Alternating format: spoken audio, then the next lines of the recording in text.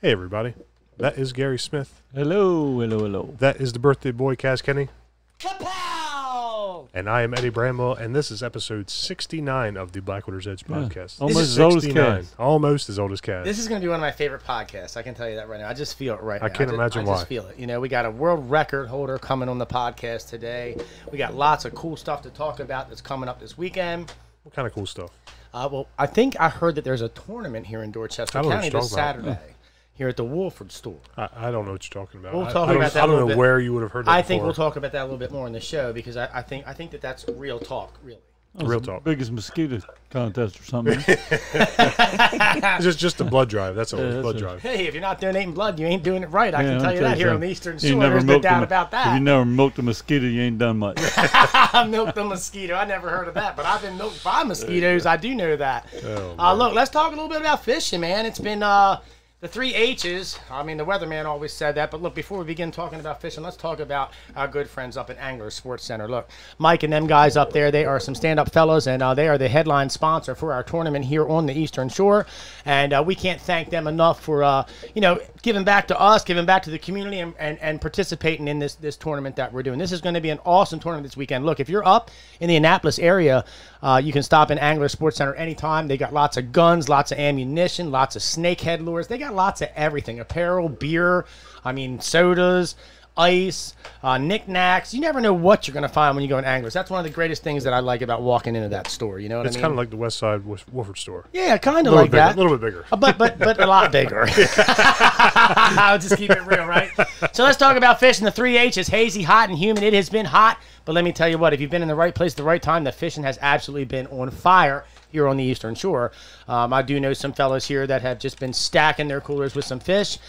There's a lot of fry balls right now. There's a lot of guarding fry right now. There's some pairing that's going on right now. So we're kind of in a transition of a little bit of everything right now, you know. So the conditions could be confusing when you get there. They could be one thing at one place and one thing at another place. So keep in mind that adjust your tactics to whatever forage they're feeding on, whatever they're predating on, whatever they're Match the eating. hatch. Match the hatch. And I know for me, one of those great lures I like to use is that dart spin, Eddie. And that thing has just been catching some fish.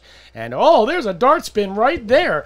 So if you're out there doing some fishing, you want to leave some comments in here and talk to us about what you're seeing, where you're at. I know a lot of people on the west side, up the Upper Bay, we're talking to folks, are seeing lots of fry ball action still. Some people are seeing another pairing going on. I'm pretty sure that we're going to see here in the Blackwater 3 spawns. And I'm almost willing to say we're going to have number 4 again. If we get a late warm fall again, we're definitely gonna have Yeah. 4. Well, October. I think the way that we're going, it just kind of seems like it's going that way. We were kind of late getting warmed up, you know It's what I been mean? late. So every season is late this year. yeah, so the good thing is, the water's coming back here right now. The tides have been pretty good, so fishing has been pretty favorable no matter what kind of fishing that you're doing.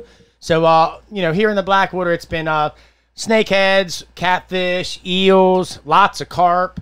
A few bass here and there. Not much in the way of panfish. If you're finding some stuff, you're just one of the lucky ones, I can tell you that. Out in the bay and in the rivers here, in the Chop Tank River, they're catching white perch. We're catching striped bass. A few blue cats are being caught, I understand, in the Big Chop Tank River. I also understand that somebody got one out around James Island this week that was about 20 pounds. So we know there's a few blue cats being caught too. If you want to look around, I do know this, and I don't want to blow the whistle, but if you're a cobia angler, you don't have that far to run south of here in Dorchester County if you want to catch some cobia. I do know that.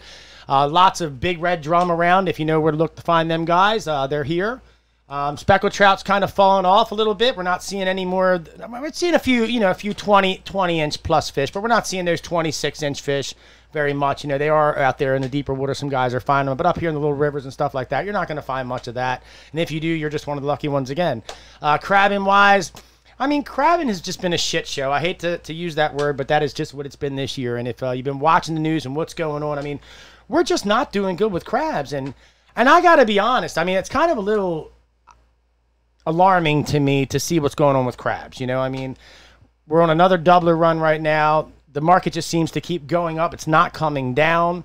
The crab numbers are not coming up. If anything, they're getting lower. So I really, really hope that some people out there are paying attention. And I don't want to be the guy to scream that there's a problem with crabs, but just looking at what I'm seeing, I think that there might be an issue going on here with the crabs in Maryland. You know, It could just be a bad year. and it could be a bad year. I mean, numbers could be down. Time.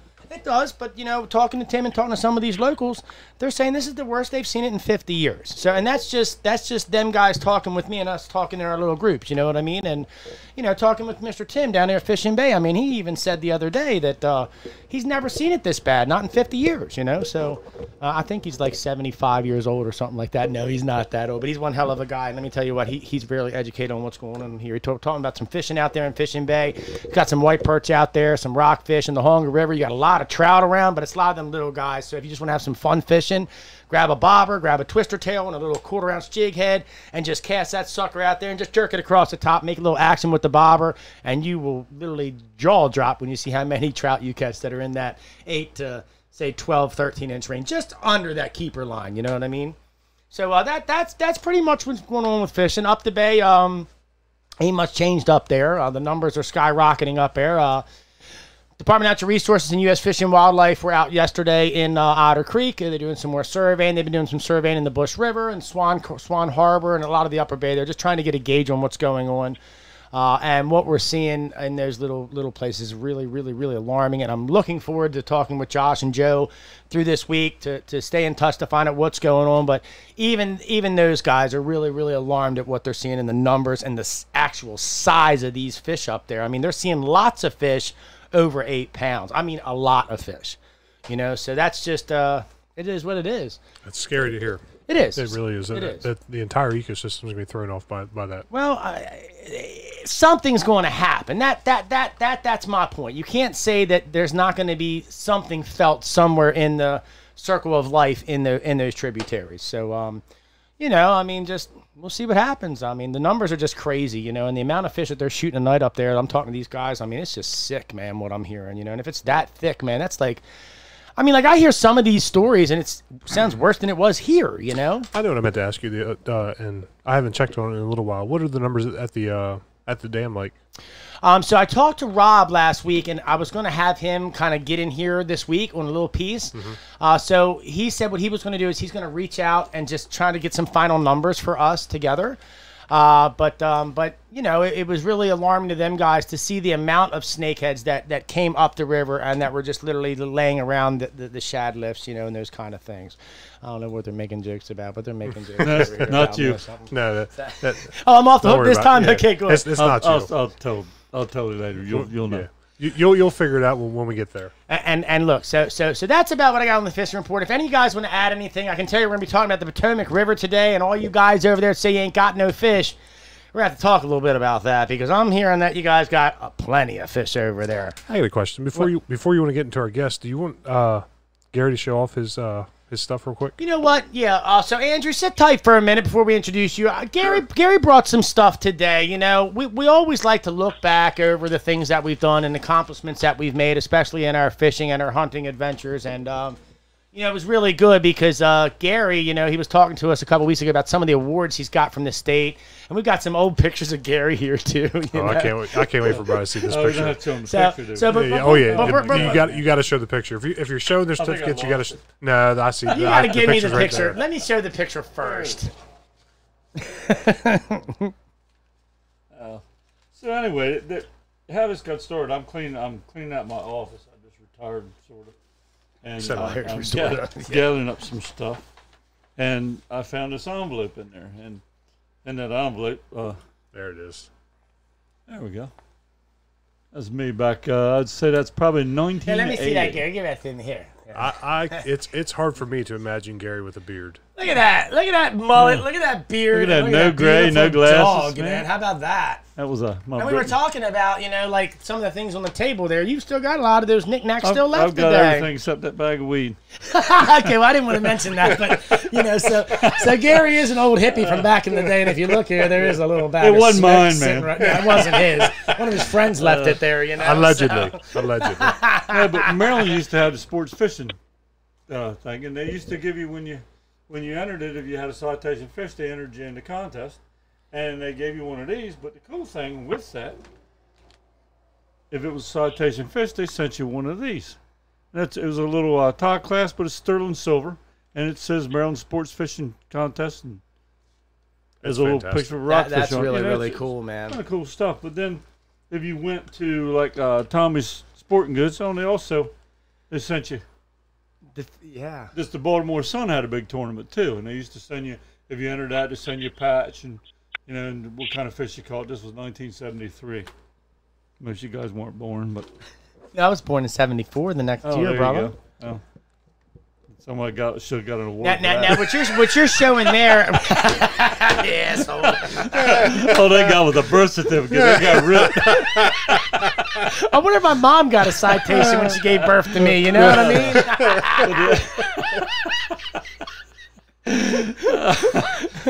I'm about to pee my pants. But you used to get these. You could go in Tommy's if you had a fish that was big enough. It had to be standard for for a fish that was for a crappie was. What year is that? 1973. I think it was 14. I think 13 72. and 14 or something like that. Yeah, 12.5 inch. They probably had to be 12 inches to get a citation. Yeah, I think it was That was 1972. 11 was a citation and 12 was a patch, if I remember right. But the thing about the fishing in Maryland citations you're talking about is that you could conglomerate them and you would get a big award from the Fishing in Maryland magazine, Yeah. I've missed that magazine because that magazine had lots of maps in it.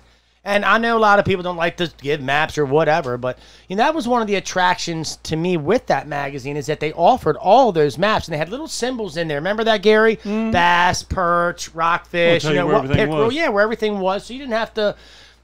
I'm sure we all like to do our homework, but I like sometimes the easier, softer way, just like anybody else. You know what I mean? So that was definitely a good thing to look at. What was that other thing you had over there, Gary? I was looking at. Oh, yeah, you got to show that. Well, The warranty. Yeah. The warranty card. Bought a shotgun from Tommy's in 1973 probably, and that's the warranty page, which I never filled out. What was the question? Gary, I think your warranty's expired since you didn't send that card in. This was Eddie pointed this out. Yeah, This is, the income. It asks for your income level. Trying to look see where It's right in the middle. Oh yeah, it says in that's community, occupation, education. Yeah, and which income level? Now this is 1973. Listen to this. So number one is under $3,000. Oh wow. Number two is $3,000 to $49.99. 3 is $5,000 to $69.99. 7,000 to $79.99 is income level 4, and it goes all the way up to income level 8, which is over $25,000. Whoa! So you mean if you had over $25,000, You were top dog. You were top dog making $25,000. I was number one back then, buddy. You're using the $2,000 category. No, under 3. Oh, under 3. Wow. Yeah.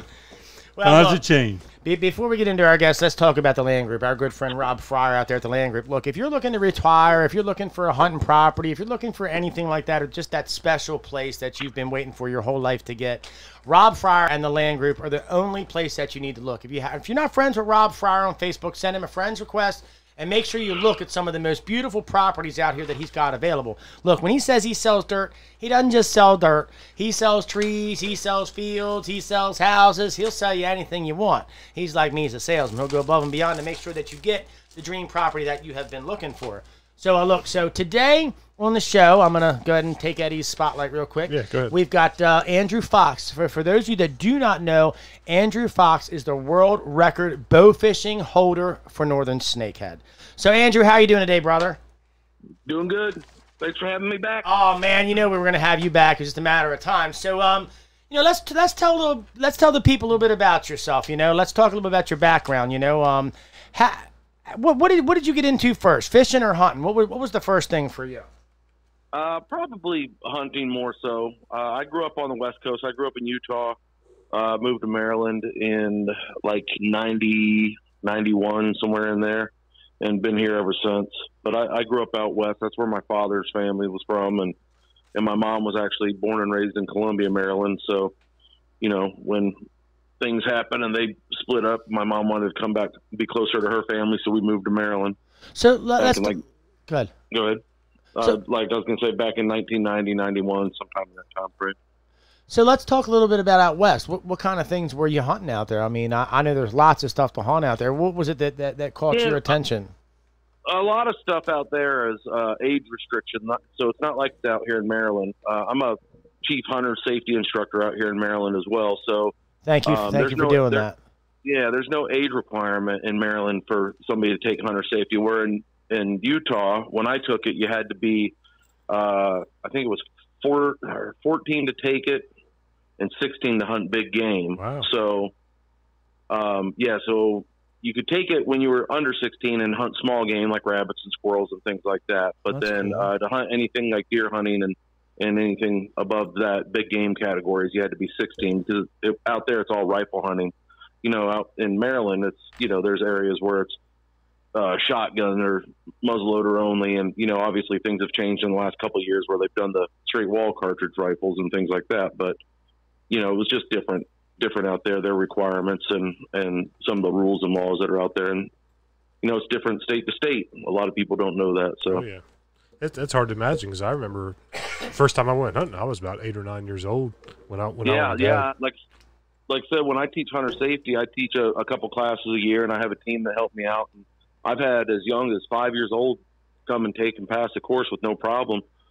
So, as long, and obviously that goes without saying that, there's not many 5 and 6 year olds that their parents are going to hand them a hunting license and a gun and say, go get in your tree stand and shoot a deer. But I mean, we've had as young as 5 take it, and I've had all the way across the spectrum. I've had, grandfathers bring their grandkids in, and, obviously they didn't need to take the class, but they never needed it because of their age and the way Maryland's set up. So they would just go ahead and sit in the class with their grandkids and go ahead and take the class and get a card and stuff like that too. So I really enjoy teaching the class. Yeah, that's how it was with my dad. He didn't have to take hunter safety course, but he took it 3 times with his kids. So.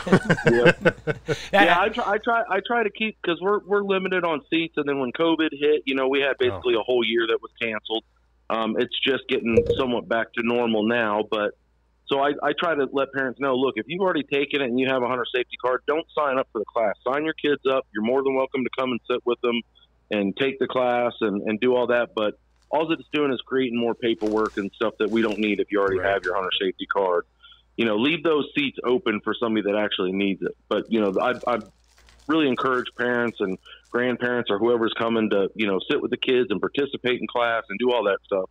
But don't tie up a seat when I, have to limit my class to 30 or 40 people.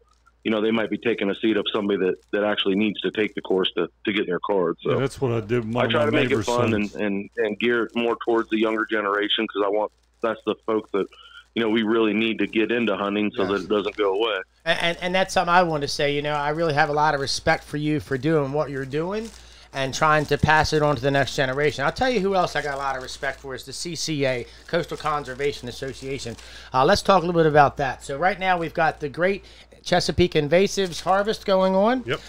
So Eddie, tell them the link for CCA so they can sign up for that. And look, if you want to sign up for this program, it's really easy to get involved. And what you can do is, you can submit your catch, whether it be snakehead, blue cat, flathead, any kind of invasive species here in the state of Maryland. And it helps us gather real-time data, not only with CCA, but with U.S. Fish and Wildlife and also Maryland Department of Natural Resources. It helps us to put together our future plan and what our initiative is going to be from here. And I also want to thank people like Andy Harris for stepping up to the plate and helping us get these funds available so that we can know where we need to go. We know where we are. We need to know where we need to go. So with CCA, Maryland Department of Natural Resources, U.S. Fish and Wildlife, we're all working together to kind of raise the bar, educate the public, and build a better angler. So to sign up, you go to ccamd.org/count, and you sign up. It's free to enter. Anytime you catch an invasive species, log it into there, and you're entered to win prizes for free. And I tell you what, these koozies are so good that it's kept my Red Bull cold for 4 straight days now. I've never had a koozie in my life that works this good. Hold on. I don't believe that you had a Red Bull the last 4 days. Let's be honest about this. What do you mean? I've had like 20 Red Bulls? What do you think? I've had 20 Red Bulls the last 4 days? It's a big, cold, empty can. Yeah, that's right. Look, so if you want to get that koozie, put in the comments, I love cold drinks. You can have that koozie. So, Andrew, let's get back to talking a little bit about this hunter safety course and things that you're going on. I mean, the good news is, not only are you an active hunter and outdoorsman, but you're also an active person in the community that's giving back. And that's something that we really like here at Blackwater's Edge. It's all about giving back to the community and helping others. And, you know, not only have you helped people, you know, with their hunting courses and getting their safety training done and things like that, but you're also very active in the outdoors. So let's talk a little bit about you and some of the things that Andrew likes to do outdoors. So if you've got the opportunity coming up in the next week or so and you're going to go out and do something, what's Andrew going to do this time of year out looking for something to do in the great outdoors in Maryland? Well, this time of year, you know, like everybody else is dealing with the heat. So if I can get out early in the morning and maybe, you know, run a trot line and catch a few crabs for my family, I'll do that. You know, go fishing in the early mornings or in the evenings when the sun's starting to go down. I'll go out and target white perch or something like that, something that I enjoy to eat. You know, and over here in the Potomac and stuff like now, like we talked about earlier, the grass is so bad. I'm not doing a ton of bow fishing right now, just because of the areas that I would go around here. The what we call duckweed. The grass has grown up so bad; it's just not very productive. So you know, we'll go out and try other places and things like that. But you know, you're kind of going in blind. I usually stick to my home turf and fish those areas quite a bit. So let's talk a little bit about bow fishing, okay? For the person who has not gotten into bow fishing, what would you say, like 1 to 10, the difficulty of the sport of bow fishing? Because a lot of guys on Facebook want to be real quick to say, "Oh, it's easy to shoot a big target. It's easy to shoot a snakehead." Why don't we talk to people and tell them that it's not really that easy? I mean, it's not easy at all. It's just like anything. It's just like anything else. It's a lot of practice, and there's a lot of variations that go into it. And for the folks that talk a lot of that smack on Facebook and things like that, it's because they're either not very good at it or they've never done it. It's not as easy as just going out and like just filling up coolers full of fish. Now, there's chances where you can go out and just have a barn burner of a night, and that's great, but those nights are far and few between. You know, it's like when me and my friends go out, we are, like we've already always said, we target double digits. If we can get into double digits on snakehead, that's a good night. You mean you don't shoot a world record every single time? Well, I'm sorry? You mean you don't shoot a world record every single time you go out? I wish. I mean, like, I'm not going to lie. I've seen one this year that I thought that it would have gave it a run. But like I said, when they get real big like that, they don't stick around very long. I've seen a snakehead that to this day I'll swear up and down it's the biggest fish I've ever seen, and I hold the world record. So it was a big, giant snakehead, and I only seen it for a half a second, and the last part I seen was its tail, and it was as wide as I've ever seen on a fish. I got to tell you this. I mean, not to cut you off, but last week, you know, like I've always said, you know, I've seen big snakeheads, and I've seen stuff bigger than what I've caught. And without a shadow of a doubt, last week, you know, me and Patrick were out driving around just making some late evening casts, trying to see if we could catch, and we wound up bumping into Mr. Timlin out there, and you know, we were sitting there watching an area, and when Tommy had gotten there, I said to him, I said, bro, I don't even think you want to walk over here and look, because you're going to be so heartbroken that we can't hook these fish that I'm telling you, man, you're just going to be so frustrated. And we sat there for literally 30 minutes and watched multiple pairs. And when I say multiple pairs, I mean multiple pairs of fish in double digits, you know, coming up, grabbing air. And we watched this one, and I don't know what it was or if anybody else has ever seen this, and I don't know which is which, but I can tell you right now that this son of a gun was every bit of 17 pounds that I caught and bigger. And literally, I don't know what it was. It was like a mirage almost. Like this snakehead got underneath of it and just came straight up with the fish and just about pushed it halfway out of the water, completely almost level on the surface. And when it went back down, we just looked at each other like, oh my God. And I mean, we sat there for, 20 minutes trying to peg this fish. Wasn't happening. Was not happening, man.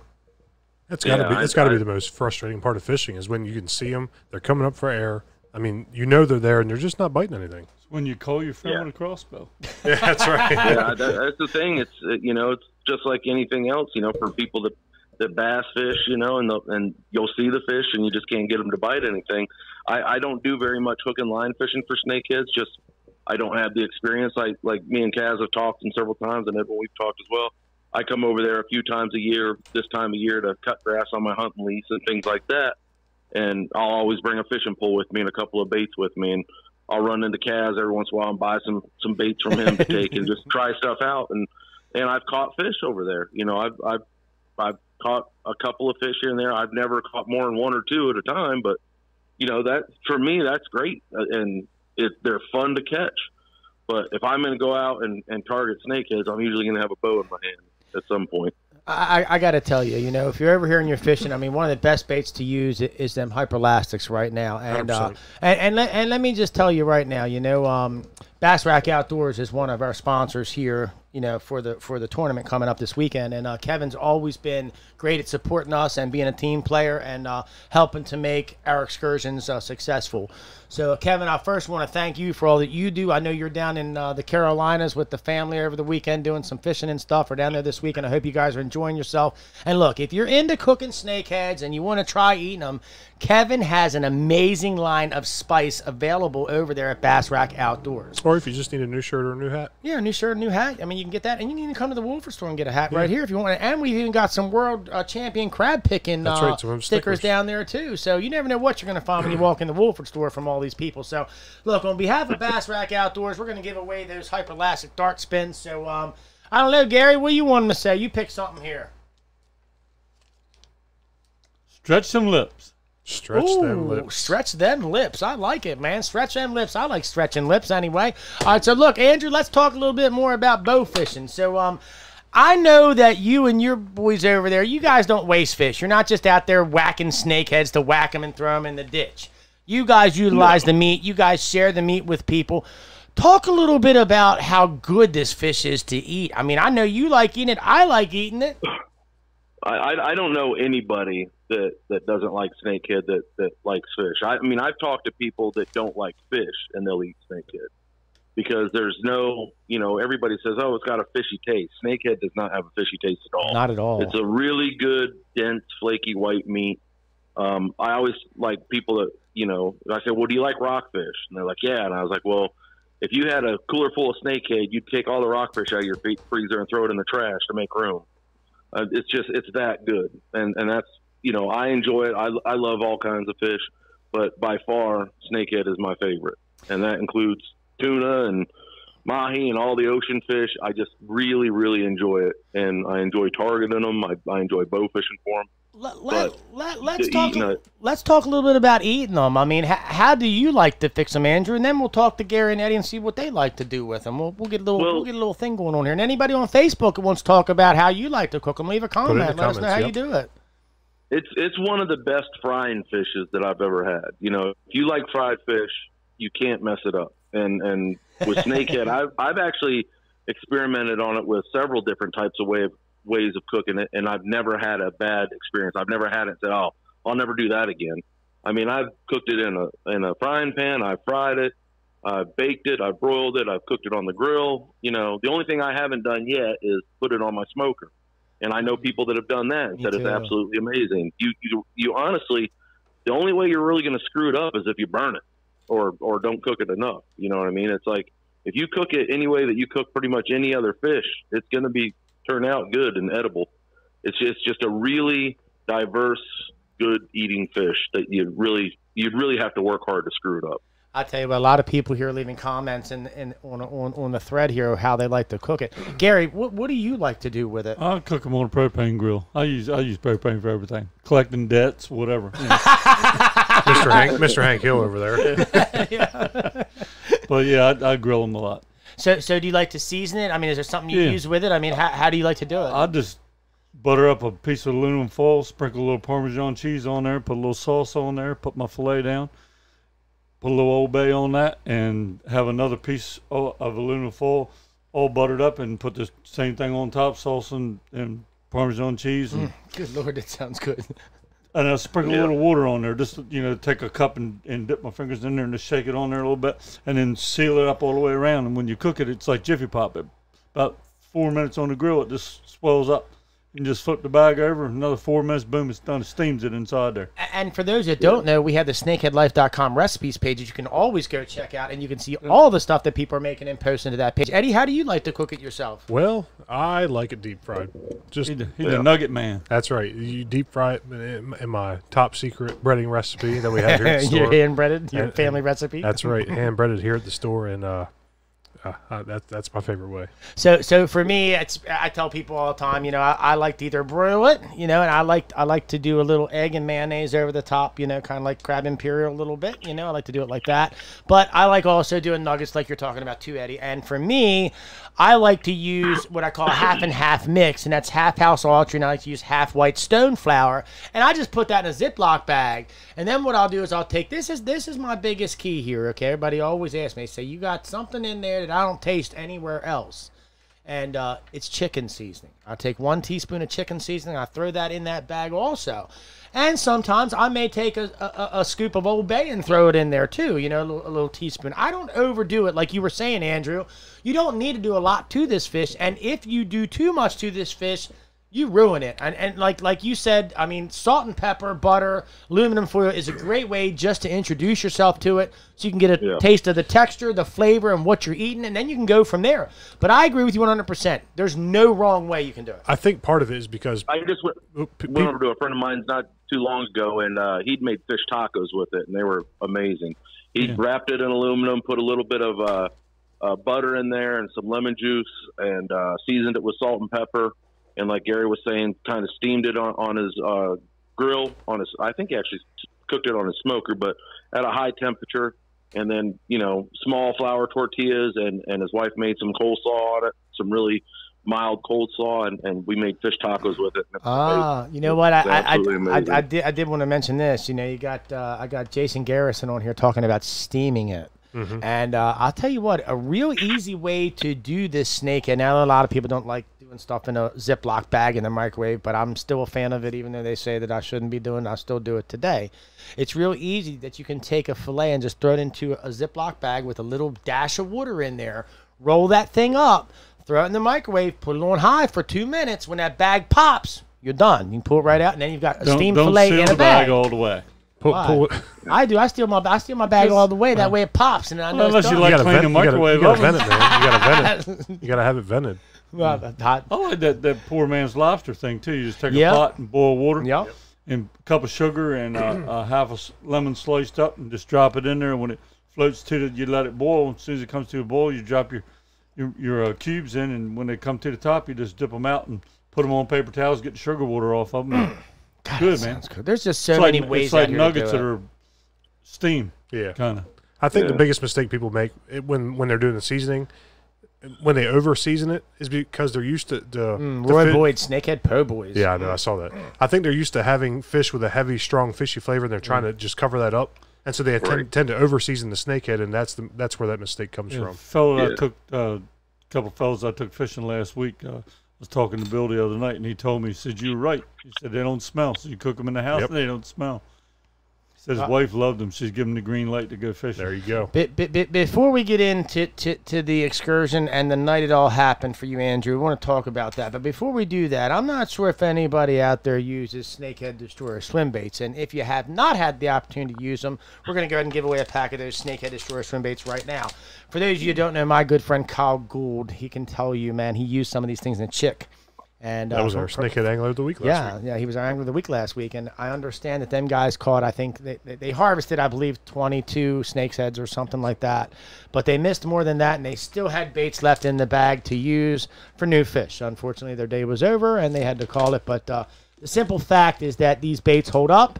The plastic is very durable. Brian Doth over there at Old School Tackle, he's doing a great job. And look, these Snakehead Destroyer swim baits are brought to you by Horseman Enterprises down here on the Eastern Shore in Dorchester County. If you need work done on your motor, if you need work done on your crab boat, or you've finally made it big and you want to build that $250,000 custom crab boat, My friends, Benny Horseman, Alec Horseman, they're the only people that you need to know down here on the Eastern Shore. When it comes to diesel motors, these guys specialize in diesel mechanics, okay? These guys have been to school, and they've worked on hundreds and hundreds of motors here for hundreds and hundreds of people, and have been very successful, and people are very, very satisfied with the work that they do. So, Eddie, let's give away that pack of Snakehead Destroyer swim baits, and you figure out what you want to say. Let's do something catchy again. They have to say, "Happy birthday, Kaz." Oh, boy, this could get crazy. So put happy birthday, Kaz, in the comments, and you can win that pack of Snakehead Destroyers, the first person that does it. So, Andrew, let's go back and let's revisit the night that it happened for you, okay? You know, you're out there, you're going fishing. Tell us about the night, how it went, how it started, and how it all came together, because this is a hell of a story. So let's hear it. Yeah, so me and my buddy Corey and DJ were going out over here in the Potomac River. We were on my buddy Corey's boat, went out, and, you know, we always fish an outgoing tide because that seems to be, you know, the better time to go out and fish for them. And we shot a few fish that night. We went up into one little creek and, you know, one little gut of one of the main creeks there. And we're looking around, and we're actually heading out, and, you know, the lights are shining, and I just happen to look over, and I see this giant fish. And at first it didn't even register that it could have been a snakehead. I thought it was a catfish or a carp. And I think my buddy Derek had just jumped down on the bottom of the boat off the platform, was fooling around with something. My buddy Corey had just set his bow down. I said, "Man, look at that catfish right there." And Corey looked over at it and said, "God, that's a snake. That's a snake." And I was like, "Grab your bow." And he reached down, and in the dark of being on top of the platform, he grabbed Derek's bow, and he's like, "Oh, that's Derek's bow." And instead of just using it, he set it back down. Well, in the meantime, the boat's still moving because the trolling motor's going. Derek was down there in the bottom of the boat fooling around with something, so he didn't even have an opportunity, and the fish was actually swimming for our backwash where it was all muddy. And I knew that if the fish got over there, that it was gone forever. So I just drew back, took, you know, my aim and let it go, and was lucky enough to hit the fish. The arrow actually passed through the fish and stuck in the bottom of the river that we were in. Oh, shit. And usually when you hit them, they go nuts. They just go absolute bonkers.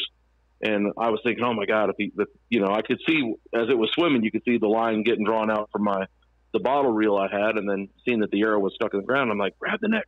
And my buddy DJ grabbed the net out of the bottom of the boat, and we cut the trolling motor over real hard to kind of head towards the fish, and the fish was just swimming. It wasn't going nuts or going crazy, and DJ leaned himself all the way out of the boat, and Corey, you know, he was on the trolling motor turning, and DJ just stuck the net out there, and the fish swam right into it and scooped it up, and when he threw it in the bottom of the boat, that's when the fish lost its mind, like realized something was wrong, and started flailing around, and stuff was flying, and the net was flying, and we have a little light mounted up underneath my buddy Corey's boat, and so he clicked that on, and when that light hit that fish, it was like, holy crap. I can't even imagine. My buddy DJ had actually took a video of that night, and he sent it to me the other day because he was just like going through his phone, going through some old stuff, and came across it. He's like, "Hey, you remember this?" And, you know, there's a lot of F words thrown out in it and stuff like that. It's not, you know. Hey, I want that video. I don't care how many F words are. I want that video. It's a fish. You're going to get F words. I'll send it to you. But, yeah, it was funny because he's like, I said, man, that might be the new state record. And Derek was like, that's the biggest fish I've ever seen. You know, the biggest snakehead I've ever seen. And at the time, Dutch Baldwin held the record, and he's a good friend of mine. So I stuck my boot down next to the fish and took a picture of it and sent it to him. I said, "Dude, I just beat your record." And he was like, "No way." And then the picture popped up, and he's like, "Oh man, yeah, that's a big one." And we all picked it up and was holding it. And I was like, "Man, this is a 20-pound fish." And at the time, I think Dutch's record was 18 and change. Yeah, 17 or something. 17 and some change. And I said, "Man, this is a 20-pound fish, guys." And they're like, "Yeah." That, you know, we all kind of agreed. We got it down in the cooler, and, you know, not even thinking in the excitement of it, we usually dispatch snakeheads with a baseball bat that's in the boat, and I whacked it a couple of times on the head, not really, you know, kind of in the heat of the moment, and put it in the cooler on ice and everything, and then kind of just basked in it for a little while, and was like, man, I can't believe I hit it, and that we got it, and everything worked out. And, man, that's you know, awesome. We continued on to fish the rest of the night, and, you know, got a few more fish, and then I actually got a hold of Dutch and I said, "Dude, I'm pretty sure this is a 20-pound fish." And he's like, "You sure?" I'm like, "Yeah, I'm pretty sure, man. This is a big fish. This is the biggest snakehead I've ever seen." And yeah, I said, "You know, where do I need to go to get it certified?" And he's like, "Well, I took mine down to Ray's Market down in Nanjamoy, down here. And I was like, I don't know where that's at. So we got home that night and got everything unloaded from the boat, and I stuck the cooler at the back of my truck. Couldn't sleep a wink. Was just like paranoid somebody was going to come. Because it was like I sent the picture to a couple of people that night, and within an hour, I was getting texts from people I didn't even know who they were. Facebook posts and stuff like that. I mean, it's one of them things that it's like during deer season when somebody shoots a big buck, they send it to one person. That right. Deer is blown up all over the place, and it was the same way. It was like, I had friend requests from strangers and private messages from strangers asking me where I shot that fish at and this and that. It was crazy. People always say to me, they're like, Kaz, I try to send you a friend's request and you're at 5,000 people. Why do you have so many friends? I said, because all of them like snakehead fishing. I don't know. Yeah.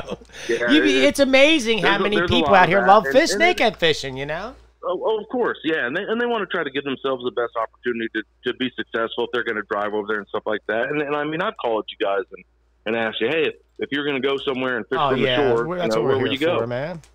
Right, and that's the thing. It's like I don't live over there, so I don't know any. I know a couple of spots that I've tried, and I pulled over on the side of the road and fished a puddle on the side of the road and caught them before. That's right. You know what I mean? So it's like they're all over the place over there, but it's just like you don't want to be that guy that parks on private property or tears somebody's, little strip of grass up or something like that, not knowing. So I kind of stick to the main little spots, and, they're obviously overfished and fished a lot, but you can still catch them. You catch them every time.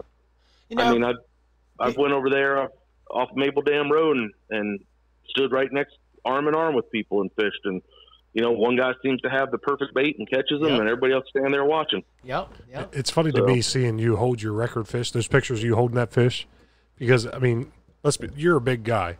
You make that fish look like it's not 20 pounds, but that's a 20-pound fish. It is a giant fish. We saw it here at the store. He brought it here the last time when we did the podcast, and I mean, even the people that walked into the store that saw it sitting there, their jaw just dropped. Yeah. Look, I've caught a 17-pounder. Cornflower's caught a 17.6. I've got many friends that have caught 16-pounders.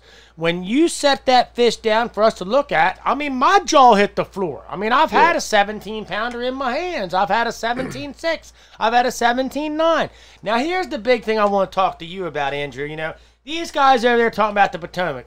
Look, before we do that, if anybody here coming to Eastern Shore ever has any problems breaking down, getting stuck in a ditch, going to or pitch a bitch or anything like that, you don't have to get upset and you don't have to worry about anything. You know why? Because we've got our good friend Roy Bradshaw here at Bradshaw's Towing. If you get stuck in that ditch or anything like that, Roy will come there and he'll get you out of that ditch and get you straight before the cops get to you and you get a ticket. So look, call Roy Bradshaw when you get yourself into a pickle down here, and we'll make sure that we get you out of it. If you hit a snakehead doing 100 miles an hour and total your car, we got you, man. We're gonna come get you. So look, we got a buzz toad here. We're gonna give away a KVD buzz toad. Let me tell you what, or toad buzz, and let me tell you what. These things have been catching fish here the last 2 weeks. That's why we're giving them away. We're trying to give away stuff that people have been using that they've been catching on. So, on behalf of Mr. Roy Bradshaw and Bradshaw's Towing, I want to thank you for the sponsorship in our tournament and for everything that you do here in the community. Let me think. What do I want to say? I wanted to make a comment real quick. It's funny that you say with the picture of me holding that fish, because my buddy Corey that was with me that night, the next morning when we went over to his house and we're kind of looking at the fish and I was waiting to go down to the store, we got it out and took that picture in his driveway. And he's like, let me hold it and take it. So I took a picture with him holding it. And I always have those pictures kind of loaded up in my phone side by side. So I show somebody, it's like, oh yeah, that's a big fish. I'm like, now look at it. And I switch to the picture of my buddy Corey holding it. And their eyes get super, and they're like, holy crap. And I'm like, yeah, because, Corey's like 160 pounds and I'm 360. Yeah. So me holding it, it's like, yeah, it's a big fish, and then you put him behind it, and he's kind of hiding behind the big fish. Difference. And it's like, it's a huge difference. You wouldn't realize what a difference it makes by having a normal sized person hold the fish. Well, let me tell you what, Andrew. If you want to win that toad buzz, you're going to have to put in the comments, I like getting buzzed. That's what you got to put in the comments. I like getting buzzed if you want to win that toad buzz. Andrew, let's talk about the Potomac River for a minute. I want to touch on this because, you're kind of like some eyes over there for me, a couple other guys. And, I talked to a handful of guys here that are saying, we ain't got nothing left over here. They shot them all. There ain't anything here. What are you seeing? And let's talk about some of the netters that you converse with, because I don't want to use that number that I've used before and get yelled at. I want you to put that number out there, because you know that it is true, and I know that it is true, that in these nets we see fish bigger than what we see on the hook and line or sometimes bow fishing. And we were talking about this before the show. You had said, I cannot believe that somebody has not broke the record since I did. And Right. I think that there's some reasons why that hasn't happened. You know, you look at the time of when you shot your fish. Look at where we are this time of the year when we've got big fish around and we've got big fish available. Where are all these fish at that these guys are saying that aren't here? Because from what I'm hearing, there's plenty over there. I mean, are you feeling that way, or what are your guys talking about? Well, it's weird because, you know, everybody's worried about the predation of everything else. And as a bow fisherman who goes out at night and has the lights on, we see everything. Yes. You know, we see all the turtles, all the snakes, all the bullfrogs. And to me, I haven't noticed a drastic change in everything else. We're still seeing plenty of largemouth bass, plenty of perch, you know, all that other stuff, bluegill and things like that. But the thing is it's like there's always snakeheads there. You know, it's like there's one creek over here in the Potomac River that I would probably estimate is one of the hardest hit creeks in this area. And yet you can go in there every night. I fished it one time during the coronavirus when my work was shut down. I fished it 4 nights in a row and killed double-digit fish every night. There's just always fish there. And so there's plenty of these fish, and it's just you just happen to catch them when they go into the shallows to feed, or, you know, you catch the tide just perfect, and you're able to see them and get them. But we're still seeing plenty of other different fish, and you know, the thing about it is the hook and line guys want to complain about us shooting fish, but it's like we're the ones that are actually putting, you know, I would estimate that we're putting more numbers in the cooler than they are, because a lot of those hook and line guys are releasing smaller fish. If you shoot at a fish with a bow and arrow and hit it, you know, you've got probably a 95% chance of getting it in the boat, and usually you're taking it home with you. I don't know anybody that throws snakeheads back. I don't know anybody that throws them in the ditch when they're done bow fishing. You know, I don't either. I mean, you hear all these people say all these things, but I don't see pictures of piles of snakeheads next to the ramp where somebody dumped them. Yeah. Show them to me. You know what I mean? Don't say it unless you got something to back it up. You know. Granted, that now those fish do freak out when they get hit and they come off the arrow just like everything else. And so every once in a while you'll hit one that has an old injury or What's up, Brady? Tens and tens of fish, you know, hundreds of fish we've shot over the years that had injuries that were all the way healed. You know, they had big, when you go to flay them, there's huge scar tissue and marks in their scales where they've been what I would assume from some sort of bow fishing injury. But they're healing up and they're perfectly fine. You cut a little scar tissue away, just like when you're taking out the little parasites and stuff. Every once in a while you'll fillet one and there'll be a big old scar in it, and I assume that that's from an old injury, and it's usually going to be bow fishing. Just like bow hunting for deer. You get a lot of, it's just like bow hunting for deer. You get a lot of deer with injuries, so you find them with arrows inside of them. And the thing about it is, snakeheads are so tough. They are so tough. Like, you can hit them with an arrow, and if you're not hitting something really super important on them, they're going to live. I mean, we've shot them, and just the amount. I mean, I've shot them before where I was fairly certain that fish would have died fairly soon if we wouldn't have shot it anyway. But there was a giant open wound. It actually looked like it had been hit with a boat prop. There was a big gash in the side of it, and it was infected. And as soon as you pulled the fish out of the water, you could smell like it was not good. And that's one that, you know, I didn't put in the cooler. You know what I mean? It's like, yeah, that there's something wrong with that fish. It's obviously got an infection, and I'm not gonna, and I agree. I mean, if the fish isn't edible, then I'm not. That's a different story, you know. Right? You know, and if they're ever gonna die when you shot them with an arrow, when the arrow goes to them, or when you stick them and they get off the arrow, when you're on your way back out of the creek, you'd see them floating on top. And that's the thing. You don't ever see that. All the hundreds of times that I went bow fishing, I can tell you, I can honestly say I cannot think of one time where I've seen a snakehead floating because it had been shot with a bow and arrow. You know what I mean? And that's hundreds of trips of bow fishing with my friends. I've never seen a dead snakehead just floating on top of the water. Now, what reason is that? I don't know. I don't know if that just happens to be, well, they're in the shallows and they get off the arrow and then maybe they drift up and some animal takes them or whatever. But you know what I mean? I've never seen one float. Now, I've seen carp, I've seen gar, I've seen catfish, perch, whatever else. I've seen everything else dead floating, but I've never seen a dead snakehead float. And I've shot, and my friends have shot several snakeheads that had old injuries on them that had healed up. You could see the scar in their scales. When you fillet them, there's scars in the meat, and they're perfectly fine. When you see them swimming off, it looks like a perfectly healthy fish, and then you bring it in the boat and see that it's got an injury of some sort. They are super, super tough.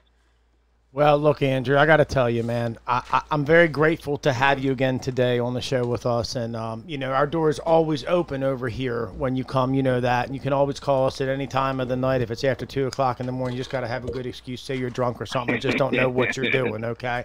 But I mean, really, I just, you know, I really wanted to bring you on the show to talk about the bow fishing, you know, to talk about the Potomac, to talk about what you guys are seeing.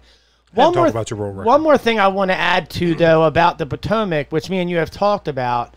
You know, a lot of the reason that the guys aren't seeing a lot of snakeheads now is because why? Because the grass is just so thick.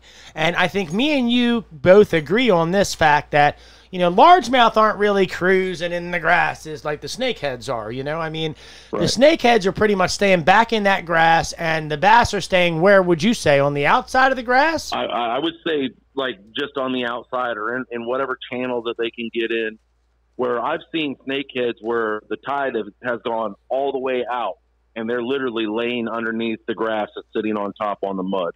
And you see the grass moving, and it's like, well, what is that?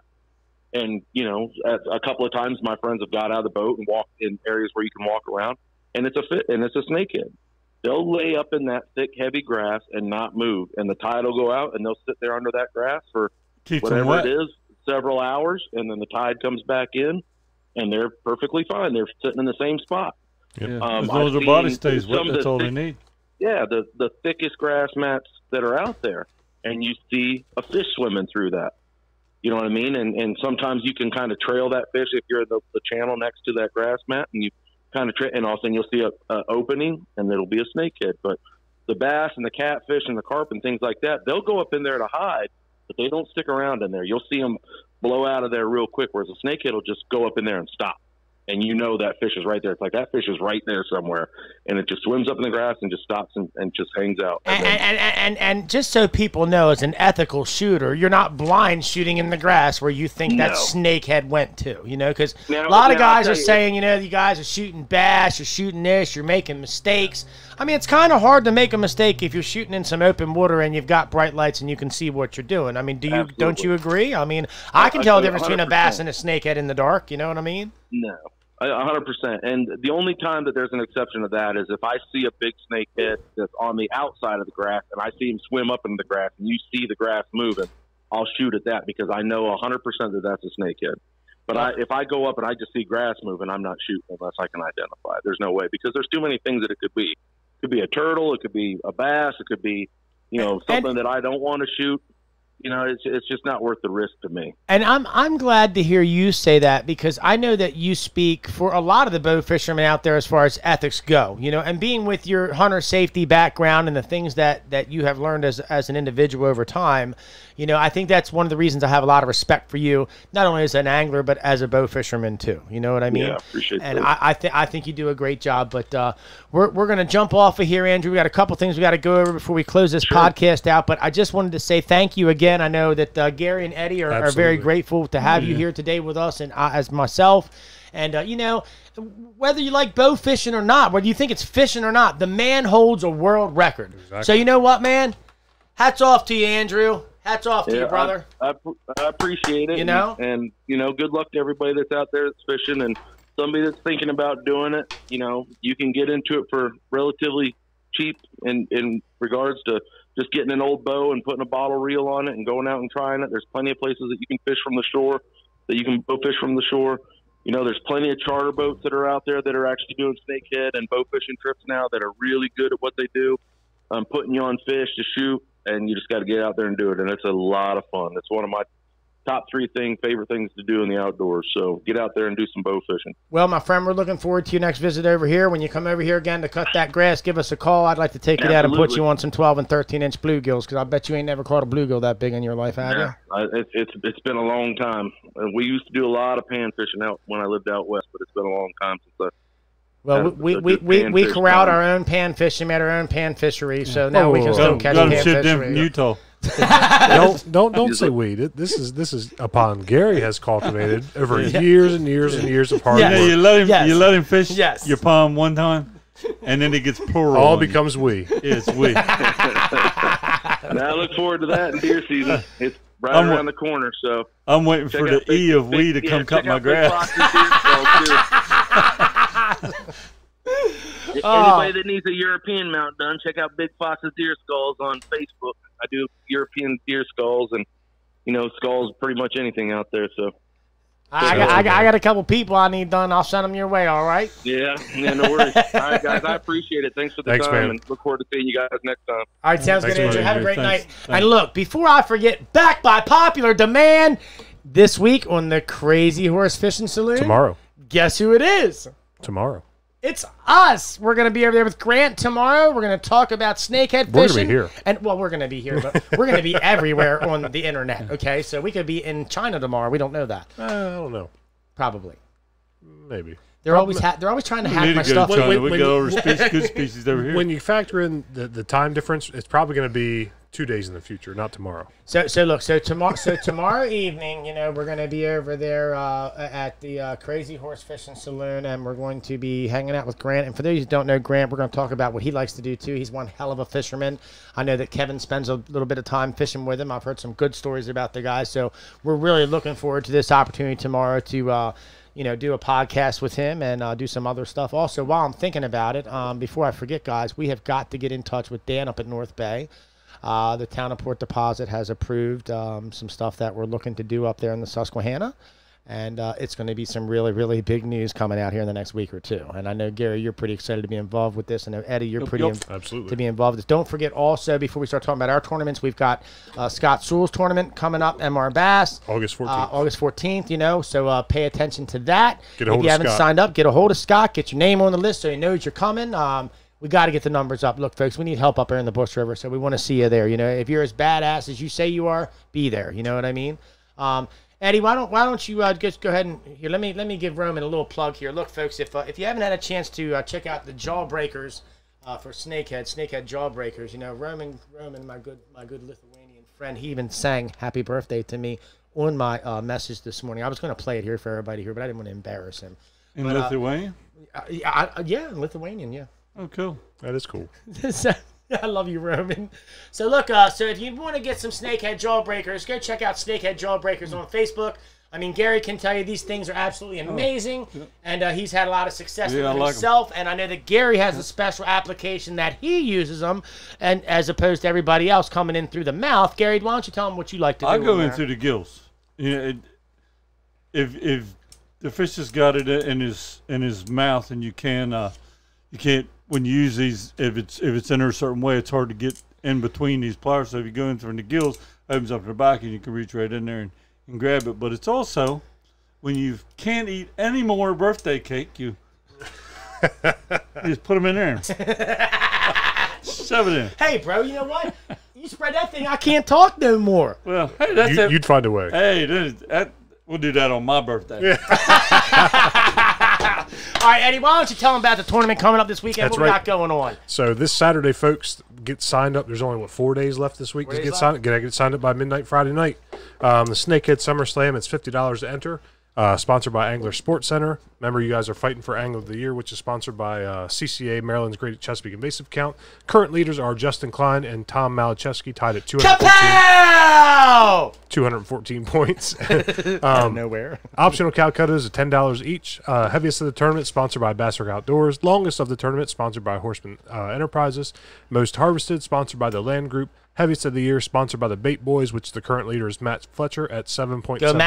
Go Matt. And, of course, the free-to-enter youth division, sponsored by Roy Bradshaw's Body Shop. Let's talk about that real quick because a lot of people need to know this. Bring your kids. Bring all the kids from around the state down here Saturday to go snakehead fishing. It's free. It doesn't cost a dime. Just for the kids. Just for the kids. And you have to have them to the weigh-in by 4:30, okay? 4:30. You don't have to bring the kids to the captain's meeting. We know them little tykes don't want to get up at 4:30 in the morning and come here and eat bacon with us and talk smack all morning. But if you're fishing in a tournament, you have to be here at Wolford Store at 5 a.m. for the captain's meeting. Yes. And also, we had some guys last tournament that were that close to being disqualified. Ricky Roman, you got to be in here at 4:30 for the weigh-in, okay? They legit got here at 4:29. That was the craziest thing I've ever seen. They did. I mean, everybody was watching. We were watching it, so it was legitimate that he made it in time. But it's always scary to to think that you might have a big bag of fish and you're running behind. So don't try to wait till the last minute to get here to the weigh-ins. Make sure you get here with a little bit of time that you can hang out for a minute and talk. Give yourself a minute. You never know when Blackwater Bridge is going to be back down. That's right. That's right. Hey, I never thought about that. That could really put a damper on some things. Also, for those of you who don't know, we have the Snakehead Life Fishing Club.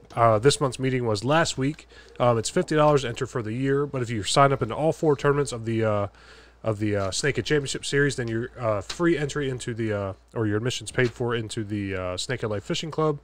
And that, like I said, that's $50 a year if you don't fish all 4 tournaments. And we meet the 3rd Wednesday of every month. And we have filled some of the officers' positions. So if you're not in the club and you want to, I do know right now that our friend Pete, you guys would know who it is if I told you, but he reached out to me this week and said he's going to join the club. He just want to know did he need to be here or not. And no, you don't need to be here to be in the club. No.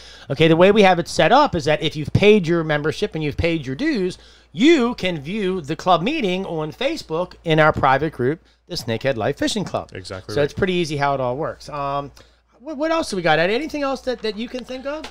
Yeah, let's announce the winners of all the giveaways for today. Let's see. The winner of the koozie, Tim Moore. Kapow! The winner of the Hyperlastics was Tyler Smith. Kapow! The winner of the Snakehead Destroyer swim baits was Roman Gorelski. Kapow! And the winner of the Toad Buzz was Justin Sellers.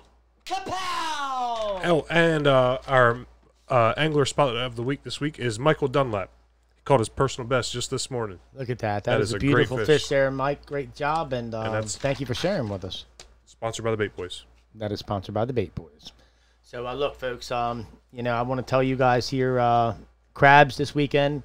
You got to give Damien his props. I have to give Damien his props. You're right. Look, folks, if you need minnows, you need soft crabs, you need eels, you need any kind of bait, you want to reach out to my good friend Damien Tall at the Bait Boys. Look, folks, he's one of the sponsors here at our tournament. He sponsored a Calcutta. And, I just can't say enough about what Damien's been doing down here with the Bait Boys. A lot of people can really, really thank Damien for the success here.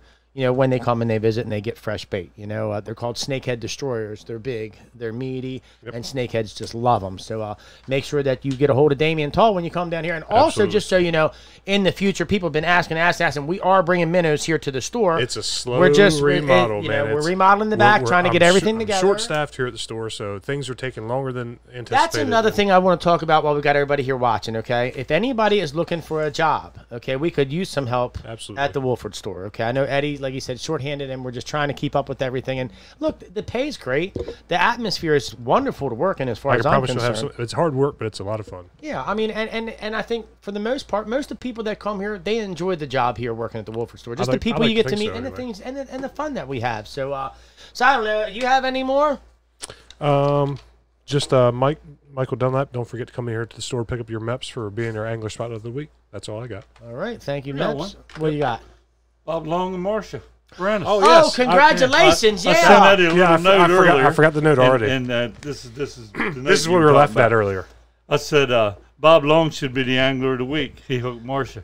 I imagine Miss Marcia hooked him too, so they probably both had to share. And we love both them guys. Yeah, that's great. She sent that out Sunday, and it was the best news I'd heard. It was kind of a spur of the moment thing, kind of thing, wasn't it, or something like that? I don't know. I don't know. No, she mentioned at the at first cast when we were at first cast that they were getting married. And I'd forgot the date, but. Well, I want to say congratulations. I mean, Marcia has been very instrumental. Yeah, I mean, and Marcia's been very instrumental with Blackwater National Wildlife Refuge and all the stuff that's unfolding over there. Bob's great backup for her, giving her a helping hand. Thanks, Bob. Good people don't always get good people, but sometimes it works out. That's right. That's right. So I don't know anything else. That's all I got. Anyone more for you? Well, now, let's talk about crabs. So this weekend, we're going to open the crab stand up on Friday. I'm not going to be up there this weekend. Riley's going to run the show this weekend. I'm going to run the show next weekend. So this weekend, what we're looking at the crab stand is we're going to have some hard crabs, soft crabs, rockfish fillets, maybe some oysters. It's looking pretty good for that. Some of them fat-ass super salt deep cups, they're very, very salty oysters. I like eating them. Gary, you had a few crabs this week. How were the crabs? Did you get a chance to eat them? Yep. Good. So I had a few crabs left over on Sunday, and I ran into Gary on the side of the road, Patrick, and I gave him some crabs and some of that corn that we had left over from the 100-year anniversary of the Carroll County or Owings Mill Volunteer Fire Department. That was something really, really cool to participate in this weekend. But before we get out of here, and we call it a day, it's time! It's now! The Tuesday giveaway! No, the Sunday Fun Day giveaway!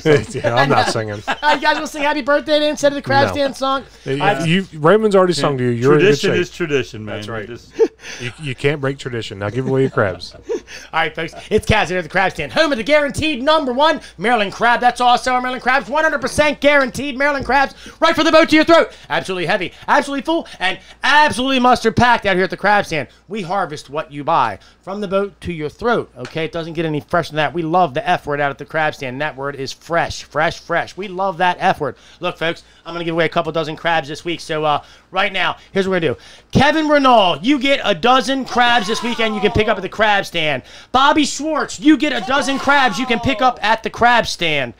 Just lost my mic or something in my head. Anyway, and Angie Warner Richardson, you get to pick up a dozen crabs at the crab stand this weekend. So please make sure that you get out there and you get your crabs. But before I leave you, let me leave you with a little crabby jingle. If you know it, you can sing along with me at home and bring the kids, let them learn it, because we're going to have a contest here shortly on who can sing the best version of the crab stand song. My crabs, they have 3 first names. It's heavy, full, and fat. My crabs, they have a 4th name. Absolutely mustard packed! So, if you ask me where they're from, they're all from right here on the Eastern Shore. They're 100% guaranteed Maryland #1s. At the crab stand, here's a fact I know for sure you're coming back. Kapow! Kapow! And kapow! Happy birthday!